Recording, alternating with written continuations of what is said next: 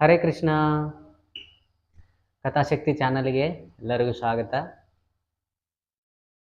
ಒಂದು ಊರಲ್ಲಿ ಒಂದು ಬುದ್ಧಿವಂತ ಅಜ್ಜಿ ಇತ್ತಂತೆ. ಎಷ್ಟು ಬುದ್ಧಿವಂತೆ ಅಂದರೆ ಪ್ರತಿಯೊಂದು ಗ್ರಂಥಗಳನ್ನು ಓದ್ಕೊಂಡು, ಶಾಸ್ತ್ರ ಪುರಾಣಗಳನ್ನು ಓದ್ಕೊಂಡಂಥ ವ್ಯಕ್ತಿ. ಕವಿತೆಗಳನ್ನು ತುಂಬ ಚೆನ್ನಾಗಿ ಬರಿತಾ ಇರ್ತಾಳೆ. ಆ ಒಂದು ಹಳ್ಳಿಯಲ್ಲೇನೆ ಪ್ರಸಿದ್ಧ ಆಗಿರ್ತಾಳೆ. ಒಂದು ರಾಜ್ಯಕ್ಕೆ ಹೋದಾಗ ತನ್ನ ಕವಿತೆಗಳ ಮುಖಾಂತರ ಅಲ್ಲಿರ್ತಕ್ಕಂಥ ರಾಜರನ್ನೆಲ್ಲ ಮರಳು ಮಾಡಿರ್ತಾಳೆ. ಅಂದರೆ ಅಷ್ಟೊಂದು ಜ್ಞಾನವಂತ ಅಜ್ಜಿ ಇರುತ್ತೆ.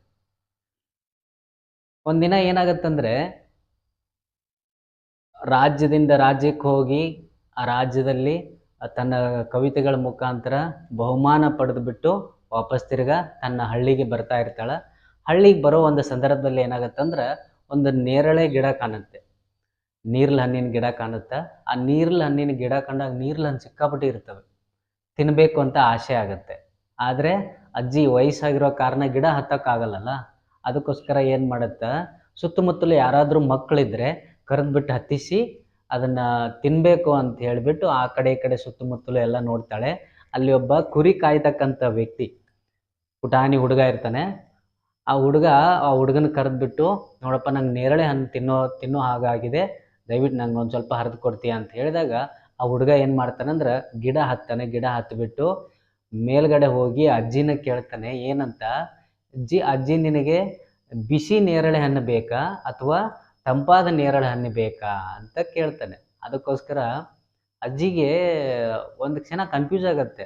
ಹಣ್ಣಲ್ಲೂ 2 ವಿಧ ಇದಾವ, ಬಿಸಿ ಹಣ್ಣು ಆಮೇಲೆ ತಂಪಾದ ಹಣ್ಣು ಅಂತ. ನಾನು ಎಲ್ಲೂ ಕೇಳಿಲ್ವಲ್ಲ. ಅಜ್ಜಿ ಬೇಗ ಹೇಳು, ಇಲ್ಲ ಅಂದರೆ ನಾನು ಕೆಳಗಡೆ ಇಳಿತೀನಿ ಅಂತ ಹುಡುಗ ಹೇಳ್ತಾನೆ. ಇಲ್ಲ, ನನಗೆ ಬಿಸಿ ಹಣ್ಣೆ ಬೇಕು, ಕೊಡು ಅಂತ ಹೇಳ್ಬಿಟ್ಟು ಅಜ್ಜಿ ಹೇಳುತ್ತೆ. ಅಜ್ಜಿ ಹೇಳಿದ ತಕ್ಷಣ ಇಮ್ಮಿಡಿಯೇಟಾಗಿ ಏನು ಮಾಡ್ತಾನಂದರೆ, ಆ ಮರದ ಕೊಂಬೆ ಮೇಲೆ ಏನು ನಿಂತಿರ್ತಾನಲ್ಲ, ಈ ಗಿಡನ ಏನು ಮಾಡ್ತಾನೆ, ಸ್ವಲ್ಪ ಅಳಗಾಡಿಸ್ತಾನೆ. ಅಳಗಾಡಿಸಿದ ತಕ್ಷಣ ಏನಾಗುತ್ತೆ, ಆ ನೇರಳೆ ಹಣ್ಣುಗಳು ಏನು ಮಾಡ್ತವೆ, ಕೆಳಗಡೆ ಬೀಳ್ತವೆ. ಕೆಳಗಡೆ ಬಿದ್ದ ತಕ್ಷಣ ಅಜ್ಜಿ ಖುಷಿ ಆಗುತ್ತೆ. ಏನು ಮಾಡ್ತಾಳೆ, ಒಂದೊಂದನ್ನೇ ತೊಗೋತಾ ಇರ್ತಾಳೆ, ಊದ್ತಿರ್ತಾಳೆ. ಊದ್ಬಿಟ್ಟು ಅದಕ್ಕೆ ಧೂಳು ಹತ್ತಿರುತ್ತೆ, ಊದ್ಬಿಟ್ಟು ತಿಂತಾ ಇರ್ತಾಳೆ. 1 2 3 ಹಣ್ಣು ತಿಂತಾಳೆ. ಅವಾಗ ಆ ಹುಡುಗ ಕೇಳ್ತಾನೆ, ಏನಂತ, ಅಜ್ಜಿ ಹಣ್ಣು ಬಿಸಿ ಇದೆಯಾ ಅಥವಾ ತಂಪಿದೆಯಾ ಅಂತ. ಇಲ್ಲ ಮಗ, ಬರೀ ತಂಪನೇ ಇದೆ, ಬಿಸಿ ಇಲ್ಲ ಹಣ್ಣು. ಮತ್ತು ಯಾಕೆ ಪದೇ ಪದೇ ಊದ್ಬಿಟ್ಟು ತಿಂತಿದೀಯಾ, ಬಿಸಿದಿದ್ದಕ್ಕೆ ತಾನೇ ಊದ್ಬಿಟ್ಟು ತಿನ್ನೋದು. ಯಾವುದೇ ಒಂದು ಪದಾರ್ಥ ಆಗಲಿ, ಏನೇ ಒಂದು ಆಹಾರ ಆಗಲಿ, ಬಿಸಿ ಇದ್ದಾಗ ನಾವು ಊದ್ಬಿಟ್ಟು ತಿಂತೀವಿ.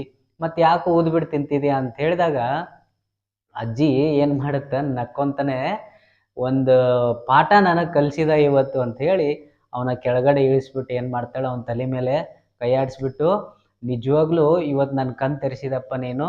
ನಾನು ಇಷ್ಟು ದಿನ ಜ್ಞಾನಿ ನಾನೇ ಅನ್ಕೊಂಡಿದ್ದೆ, ಆದರೆ ನನಗಿಂತ ಜ್ಞಾನವಂತ ಬುದ್ಧಿವಂತ ನೀನಿದೆಯಾ.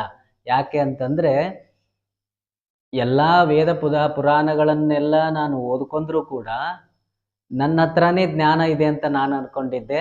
ಆದರೆ ನೀನೊಬ್ಬ ಕುರಿ ಕಾಯ್ತಕ್ಕಂಥ ವ್ಯಕ್ತಿ, ನಿನ್ನ ತಲೆಯಲ್ಲಿ ಒಂದು ಜ್ಞಾನ ಇದೆ. ಎಲ್ಲ ಮಕ್ಕಳಲ್ಲೂ ಆ ಒಂದು ಜ್ಞಾನ ಇರುತ್ತೆ ಅಂತಕ್ಕಂಥದ್ದನ್ನು ನಾವು ಅರಿಬೇಕಾಗಿರೋದು ಈ ಒಂದು ಕಥೆಯ ತಾತ್ಪರ್ಯ ಅಷ್ಟೆ. ಅಂದರೆ ಯಾವುದೇ ಪುರಾಣ ಪುಣ್ಯಕಥೆ ಎಷ್ಟೇ ನಾವು ಓದ್ಕೊಂಡ್ರೂ ಕೂಡ ಅಹಂಕಾರ ಅಂತಕ್ಕಂಥದ್ದು ನಮ್ಮ ಒಳಗಡೆ ಯಾವುದೇ ಕಾರಣಕ್ಕೂ ಎಂಟ್ರಿ ಆಗೋಕ್ಕೆ ಬಿಡಬಾರ್ದು. ಅಹಂಕಾರ ಒಂದು ವೇಳೆ ಬಂತು ಅಂತಂದರೆ ನಾವು ಕಲಿತಂಥ ವಿದ್ಯೆ ಏನಾಗುತ್ತೆ, ಮನ್ಫಲ ಆಗುತ್ತೆ ಅಂತಕ್ಕಂಥದ್ದು ಈ ಒಂದು ಕಥೆಯ ತಾತ್ಪರ್ಯ. ಹರೇ ಕೃಷ್ಣ. ದಯವಿಟ್ಟು ಕಥಾ ಚಾನಲ್ ಪೇಜನ್ನು ಲೈಕ್ ಮಾಡಿ, ಸಬ್ಸ್ಕ್ರೈಬ್ ಮಾಡಿ, ನಿಮ್ಮ ಫ್ರೆಂಡ್ಸ್ ಸರ್ಕಲ್ಗೂ ಕೂಡ ಕಳಿಸ್ಕೊಡಿ. ಯಾಕಂದರೆ ಎಷ್ಟೋ ಮಕ್ಕಳಲ್ಲಿ ಕತೆ ಕೇಳಿ ತಿದ್ಕೊಳ್ತಕ್ಕಂಥ ಸಾಮರ್ಥ್ಯ ಎಲ್ಲ ಮಕ್ಕಳಲ್ಲೂ ಕೂಡ ಇದೆ, ಇನ್ಕ್ಲೂಡಿಂಗ್ ಪೇರೆಂಟ್ಸು ಕೂಡ ತುಂಬ ಚೆನ್ನಾಗಿ ಕೇಳ್ತಾರೆ.